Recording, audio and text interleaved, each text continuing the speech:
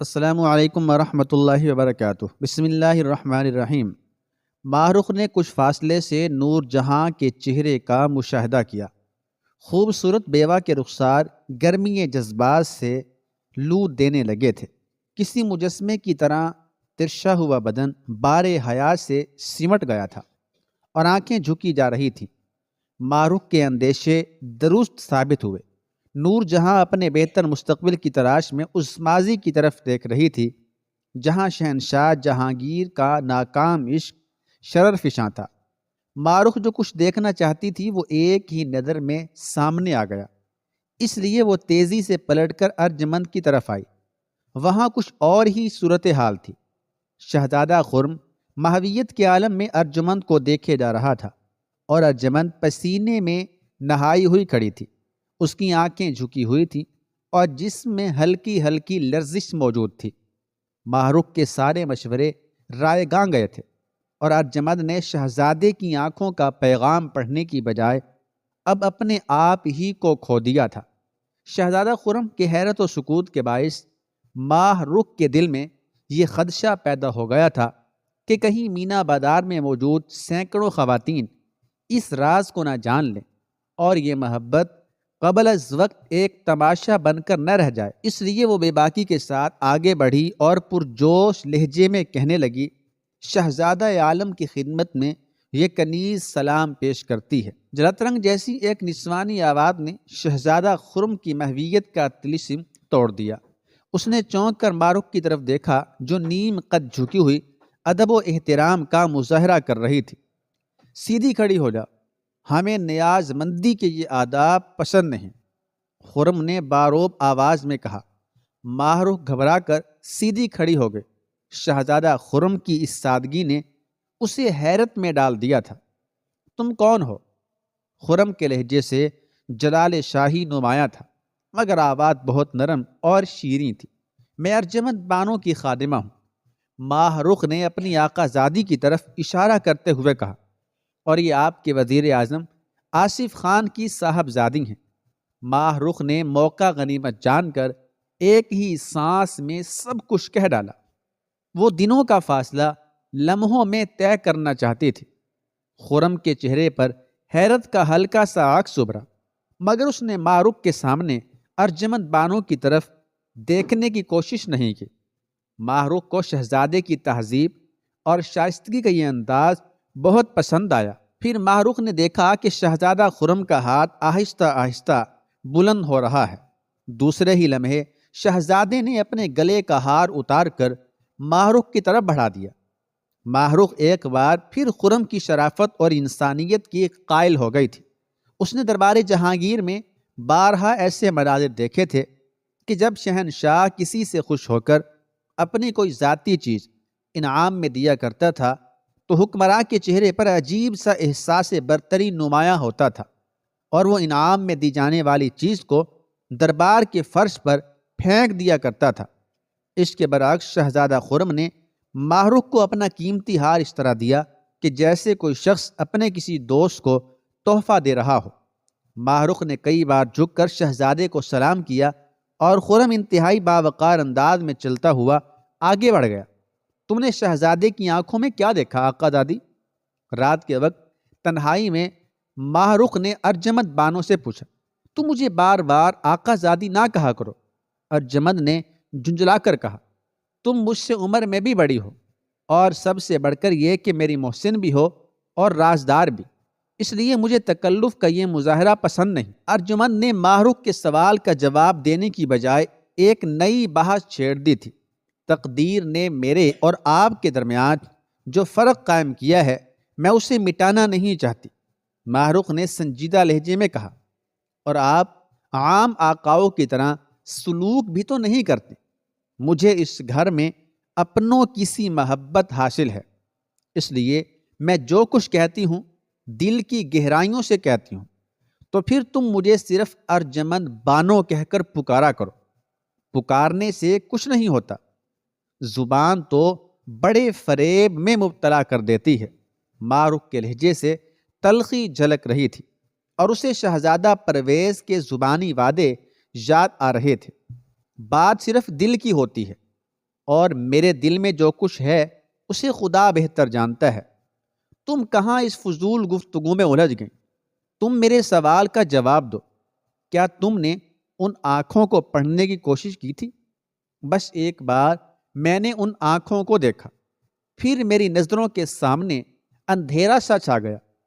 ارجمند نے شرماتے ہوئے کہا، اور اس کا گلنار چہرہ پہلے سے زیادہ سرخ نظر آنے لگا۔ مگر میں نے سب کچھ دیکھ لیا۔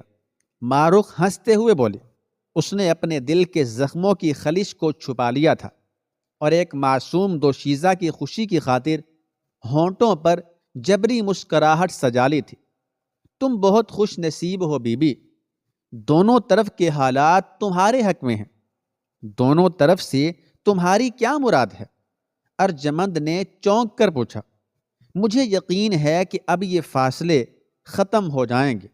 ماہ رخ نے کچھ سوچتے ہوئے کہا، دونوں طرف کے حالات، پھر یہ فاصلے، تم بہت الجھی ہوئی گفتگو کر رہی ہو ماہ رخ۔ ارجمند نے مضطرب لہجے میں کہا۔ وہ ماہ رخ کی زبان سے براہ راست سب کچھ سننا چاہتی تھی۔ میں کل تک تمہارے مستقبل کی طرف سے بہت مایوس تھی ارجمند بانو۔ ماہ رخ نے پہلی بار بے تکلفی سے کام لیتے ہوئے کہا، مگر اب میری آنکھیں تمہیں کامیابی سے ہمکنار ہوتے ہوئے دیکھ رہی ہیں۔ تمہارے اندازوں میں یہ انقلاب کیسے آ گیا؟ ارجمند نے شرماتے ہوئے پوچھا۔ پہلے شدید مایوسی اور اب اتنی امیدیں، کہیں یہ تمہاری نظر کا فریب نہ ہو ماہ رخ؟ اچانک ارجمند کے چہرے پر پریشانیوں کے سائے لرزنے لگے تھے۔ نہیں بی بی، یہ فال بد اپنے منہ سے نہ نکالو۔ ماہ رخ نے بڑی محبت سے اپنا ہاتھ ارجمند کے احمری ہونٹوں پر رکھ دیا۔ تم بہت قسمت والی ہو کہ تم نے انجانے میں ایک فرشتے کا انتخاب کر لیا۔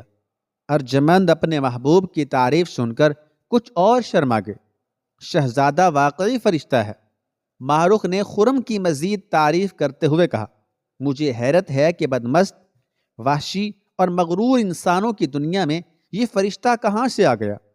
تم تو شہزادے کی آنکھوں کی تاب نہ لا سکی، مگر میں نے ان آنکھوں کو بہت غور سے دیکھا ہے۔ ان آنکھوں میں معصومیت ہے، ان آنکھوں میں ہوس کا شائبہ تک نہیں، اور وہ آنکھیں فریب کار نہیں ہو سکتی۔ یہی تمہاری خوش قسمتی کی علامت ہے۔ شہزادہ خرم کی آنکھوں کا ذکر کرتے ہوئے ماہ رخ اپنے خیالوں میں کھو گئی تھی، اور اس کے ذہن کے پردے پر شہزادہ پرویز کی شفاف، قاتل اور بے وفا آنکھیں ابھر آئی تھیں۔ تم کسی انقلاب کا ذکر کر رہی تھی؟ ارجمند نے ماہ رخ کو کچھ یاد دلاتے ہوئے کہا۔ ماہ رخ اپنے خیالوں کی دنیا سے باہر نکل آئے اور ایک ایک لفظ پر زور دے کر کہنے لگی، اگر وہ انقلاب نہ آتا تو شاید۔ ماہ رخ نے اپنی بات نامکمل چھوڑ دی۔ آج تمہیں کیا ہو گیا ہے ماہ رخ؟ ارجمند ایک بار پھر جنجلاہٹ کا شکار ہو گئے۔ آج تمہاری ساری باتیں نامکمل اور مبہم ہیں۔ تم مجھ سے کچھ چھپا رہی ہو۔ ماہ رخ نے چونک کر ارجمند کی طرف دیکھا اور پھر وہ ایک کمسن لڑکی کی ذہانت پر مسکرانے لگی۔ ہاں بی بی، میں تم سے ایک بات چھپا رہی ہوں۔ مجھ سے؟ ارجمند نے حیرت زدہ لہجے میں کہا، مجھے تم پر شک نہیں ہے، مگر تمہاری کم عمری اور جذباتیت سے ڈرتی ہوں۔ ماہ رخ نے صاف صاف کہا، یہ عمر بڑی نازک ہوتی ہے۔ معمولی سے حادثے کی خبر سن کر انسان بدحواس ہو جاتا ہے اور پھر اسے اپنی زبان پر قابو نہیں رہتا۔ شاید تم بھی یہ خبر سن کر اسی طرح بے قرار ہو جاؤ۔ کون سی خبر؟ ارجمند کے تجسس اور اضطراب میں لمحہ بلمحہ اضافہ ہوتا جا رہا تھا۔ مگر تم اپنے دل و دماغ پر قابو رکھو گے۔ ماہ رخ نے اسے سمجھاتے ہوئے کہا، تمہیں ایک سمندر کی طرح گہرائی اختیار کرنا ہے۔ جس طرح مختلف دریا اور نالے سمندر میں گر کر اپنا وجود کھو بیٹھتے ہیں، اسی طرح شاہی محل کا ہر راز تمہارے سینے میں دفن ہو جانا چاہیے۔ میں تمہیں دوسرے لوگوں کے معاملات میں پتھر کے ایک بت کی مانند دیکھنا چاہتی ہوں۔ وہ بت جو اپنی پتھرائی ہوئی آنکھوں سے بے شمار ناپسندیدہ مناظر کو دیکھتا رہتا ہے، مگر اس کے ہونٹ کسی بھی موسم میں حرکت نہیں کرتے۔ ماہ رخ یکا یک بہت زیادہ سنجیدہ نظر آنے لگی۔ میں جس انقلاب کا ذکر کر رہی ہوں اس کا مختصر احوال یہ ہے کہ شہنشاہ جہانگیر تمہاری پھوپھی مہر النساء یعنی نور جہاں میں گہری دلچسپی لے رہے ہیں۔ پہلے مجھے شبہ تھا، مگر کل اپنی آنکھوں سے دیکھ لیا کہ شہنشاہ کے چہرے پر وہی رنگ موجود تھا جو ابتدائے عشق میں ہر انسان کے چہرے پر نمایاں ہو جاتا ہے۔ اور سب سے زیادہ حیرت کی بات تو یہ ہے کہ تمہاری پھوپھی مہر النساء بھی شاہی حرم میں داخل ہونے کے لیے بے چین و بے قرار نظر آتی ہیں۔ میں نے دونوں کے چہروں پر ایک ہی رنگ دیکھا ہے۔ یہ کیسے ممکن ہے ماروخ؟ ارجمند کو اپنی پھوپھی کے عشق کا ذکر سن کر ایک عجیب سی شرمندگی کا احساس ہونے لگا تھا۔ وہ تو ایک بیوہ عورت ہے، شکستہ حال اور غمزدہ۔ بیوگی کا زمانہ ختم ہو چکا۔ ماہ رخ نے بے باکانہ انداز میں کہا، تم نے نہیں دیکھا کہ انہوں نے سیاہ ماتمی لباس اتار کر سرخ رنگ کے کپڑے پہن لیے ہیں؟ سرخ رنگ پرجوش زندگی کی علامت سمجھا جاتا ہے۔ بیوہ عورت کا ظاہری جسم مر چکا، اب ان کے اندر ایک بھرپور عورت زندہ ہے جو اس عمر میں بھی تم سے، مجھ سے اور لاکھوں دوشیزاؤں سے زیادہ جوان نظر آتی ہے۔ ارجمند کی خوبصورت آنکھیں حیرت کی زیادتی سے کشادہ ہو گئی تھیں۔ میں اسی انقلاب کا ذکر کر رہی تھی۔ ماہ رخ نے انتہائی رازدارانہ لہجے میں کہا، بی بی، لال قلعے میں اس قسم کے بے شمار انقلاب پرورش پا رہے ہیں۔ تم ایسے تمام انقلابات کو خاموشی سے دیکھتی رہو گی، کوئی تبصرہ نہیں کرو گی۔ تمہاری زبان سے نکلا ہوا ایک لفظ بھی پوری بساط کو الٹ سکتا ہے۔ یہ انقلاب ابھی تک تمہارے حق میں ہے، آگے خدا علیم و خبیر ہے کہ کل کیا ہوگا۔ ارجمند کو اپنی پھوپھی کا فسانہ محبت سن کر ایک صدمہ سا ہوا تھا، مگر اس نے جلد ہی اپنے اعصاب پر قابو پا لیا، شاید اس لیے کہ وہ خود بھی شہزادہ خرم کے عشق میں مبتلا تھی۔ یہ انقلاب میرے حق میں مفید کس طرح ہے؟ ارجمند نے مضطرب ہو کر پوچھا۔ اگر شہنشاہ جہانگیر اپنے عشق میں کامیاب ہو گئے تو تمہیں بھی منزل مراد مل سکتی ہے۔ شہزادہ پرویز کے عشرت کدے کی زینت بننے کے بعد ماہ رخ اپنی عمر سے کہیں زیادہ حوادث آشنا اور تجربہ کار ہو گئی تھی۔ شاید میں نے غلط کہا ارجمند بانو، شہنشاہ یقیناً اپنے عشق میں کامیاب ہوں گے، انہیں کون روک سکتا ہے؟ وہ ہندوستان میں رہنے والے ہر شخص کی تقدیر کے مالک ہیں، اور آپ کی پھوپھی مہر النساء کا شمار بھی ان کی ادنا رعایا میں ہوتا ہے، اور رعایا شہنشاہ کی مرضی کے خلاف کس طرح سرکشی اختیار کر سکتی ہے؟ ارجمند ماہ رخ کی باتیں سن کر دم بخود رہ گئے۔ شہنشاہ کی کامیابی تمہاری کامیابی ہے۔ ایک مختصر سے وقفہ سکوت کے بعد ماہ رخ نے دوبارہ کہنا شروع کیا، اگر تمہاری پھوپھی ملکہ ہند بن جاتی ہیں تو راستے کے بڑے بڑے پتھر خود بخود ہٹ جائیں گے۔ وہ اپنی بھتیجی کے لیے کم سے کم اتنا تو کر سکتی ہیں کہ مخالفت کے طوفان کو اپنی طاقت سے روک دیں۔ کیسی مخالفت؟ ارجمند کے ذہن میں عجیب عجیب وسوسے پیدا ہو رہے تھے۔ یہی کہ اگر شاہی خاندان کے افراد تمہاری اور شہزادہ خرم کی اس قربت کو ناپسند کرتے ہیں تو ملکہ ہند درمیان میں مداخلت کر کے شہنشاہ کو تم دونوں کی طرف جھکا سکتی ہیں۔ ماہ رخ نے اپنے خیالات کی وضاحت کرتے ہوئے کہا، یہ بھی ہو سکتا ہے کہ شہنشاہ مہر النساء کو خوش کرنے کے لیے تمہارے اور شہزادہ خرم کے رشتے کو فوری طور پر منظور کر لیں۔ یہ ایک قسم کی رشوت ہوگی، اور عشق میں ایسی رشوتیں عام ہوتی ہیں۔ ماہ رخ کی باتیں سن کر ارجمند کے چہرے پر ناقابل بیان خوشی رقص کرنے لگی۔ تم بہت ذہین ہو ماہ رخ، میں تو سوچ بھی نہیں سکتی تھی کہ تم حالات کے ایسے نازک پہلوؤں پر غور کر رہی ہو۔ میری اور تمہاری عمر میں 3-4 سال ہی کا تو فرق ہے، پھر تمہارے ذہن میں اتنا دور تک سوچنے کی صلاحیت کہاں سے آئی؟ حادثات سب کچھ سکھا دیتے ہیں بی بی، ماہ رخ نے سرد آہ بھرتے ہوئے کہا۔ حادثات؟ ارجمند پریشان سی نظر آنے لگی۔ میرے حادثات کی پرسش اور شمار کا وقت نہیں۔ ماہ رخ کے ذہن میں ناگہاں ایک نیا اندیشہ سر ابھارنے لگا تھا۔ تمہیں بہت جلد اپنا سفر طے کرنا ہوگا ارجمند بانو۔ مجھے یاد آیا کہ تمہاری ایک پھوپھی زاد بہن بھی ہے، مہر النساء یعنی نور جہاں کی بیٹی لاڈلی بیگم۔ جو عمر میں یقیناً تم سے 1-2 سال بڑی ہوگی۔ لاڈلی بیگم کی شکل میں مجھے ایک اور خطرے کا احساس ہو رہا ہے۔ خطرہ؟ معصوم ارجمند کا ذہن عجیب کشمکش کا شکار تھا۔ کبھی کسی بات پر وہ خوش ہو کر پھولوں سے بھری شاخ کی مانند جھومنے لگتی تھی، اور کبھی اس کے چہرے کا رنگ کسی خزاں رسیدہ پتے کی طرح زرد ہو جاتا تھا۔ ماہ رخ نے نئے خطرے کا ذکر کیا تو وہ دہشت زدہ سی نظر آنے لگی۔ پہلے مجھے اس خطرے کا احساس تک نہیں تھا، ماہ رخ نے افسردہ لہجے میں کہا، مگر اب یہی خطرہ مجھے ایک مستقل عذاب نظر آ رہا ہے۔ مہر النساء بیگم کو اپنے ساتھ اپنی لاڈلی بیگم کی فکر بھی لاحق ہوگی۔ اگر وہ شہنشاہ کے حرم میں داخل ہو جاتی ہیں تو پھر دنیا کی کوئی طاقت انہیں ملکہ عالیہ بننے سے نہیں روک سکتی۔ یہ دعویٰ تم کس بنیاد پر کر رہی ہو ماہ رخ؟ ارجمند بانو نے تشویش آمیز لہجے میں کہا، میری طرح آپ بھی شہنشاہ کی تمام بیگمات سے واقف ہیں۔ ماہ رخ کی آواز میں ایک عجیب سا جوش شامل تھا۔ کیا کوئی بیگم ظاہری حسن میں آپ کی پھپھی کا مقابلہ کر سکتی ہے؟ ارجمند کچھ لمحوں کے لیے گہری سوچ میں ڈوب گئے اور پھر آہستہ سے سر کو جنبش دیتے ہوئے بولی، تم ٹھیک کہتی ہو ماہ رخ، شاید آپ کی معصومیت اس بات کی گواہی نہ دے سکے، مگر یہ کنیز کسی حد تک شہنشاہ کے مزاج کو پہچانتی ہے۔ وہ شراب کے عادی ہیں، اور شراب ہمیشہ انسان کو حسن پرستی، رقص، موسیقی اور شاعری کی طرف مائل کرتی ہے۔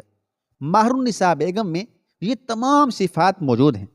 وہ ذہین ہونے کے ساتھ بہت حسین خاتون ہیں۔ میں نے شاہی محل کے رازداروں کو سرگوشیوں میں باتیں کرتے دیکھا ہے کہ شہنشاہ انہیں نوعمری کے زمانے میں بہت شدت کے ساتھ چاہتے تھے۔ وقت کی تیز آندھیوں نے عشق کے جذبے پر حالات کی گرد ڈال دی تھی، مگر اب موسم سازگار ہو گیا ہے اور خوشگوار ہواؤں نے سارا غبار صاف کر دیا ہے۔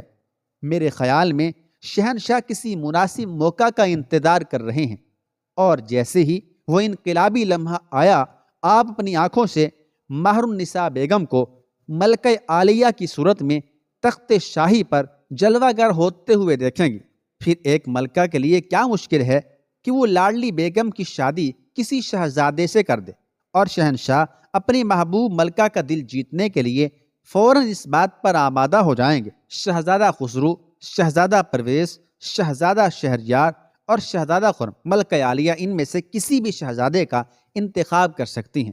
حالات کا یہ رخ سامنے آتے ہی ارجمند بانو کے دل کی دھڑکنیں تیز ہو گئیں اور اس کی شہابی رنگت پر مایوسیوں کا دھواں پھیلنے لگا۔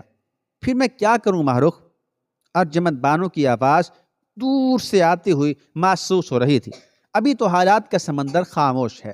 ماہ رخ نے اپنی آقازادی کو سمجھاتے ہوئے کہا، صرف طوفان کا اندیشہ ہے، مگر ابھی طوفان آیا نہیں ہے۔ آپ اپنے عشق کے سفینے کو ساحل کی طرف لے جانے کی کوشش کرتی رہیں، لیکن اس حقیقت سے بے خبر نہ ہو، کسی بھی وقت ہواؤں کا رخ بدل سکتا ہے۔ احتیاطی تدبیر کے طور پر آپ اپنے سفر کو تیز تر کر دیں۔ میرا خیال ہے کہ شہزادہ خرم کل بھی مینا بازار میں تشریف لائیں گے، اور ہو سکتا ہے کہ شہنشاہ بھی جلوہ افروز ہوں۔ اس لیے مجھے مہر النساء بیگم کی سرگرمیوں پر نظر رکھنی ہے، اور تمہیں شہزادہ خرم کا استقبال کرنا ہے، مگر یاد رہے کہ جوش جذبات میں اپنی سطح سے نیچے نہ گر جانا، اور یہ بھی نہ ہو کہ تم شہزادے کے سامنے محض پتھر کا ایک بت بن کر رہ جاؤ۔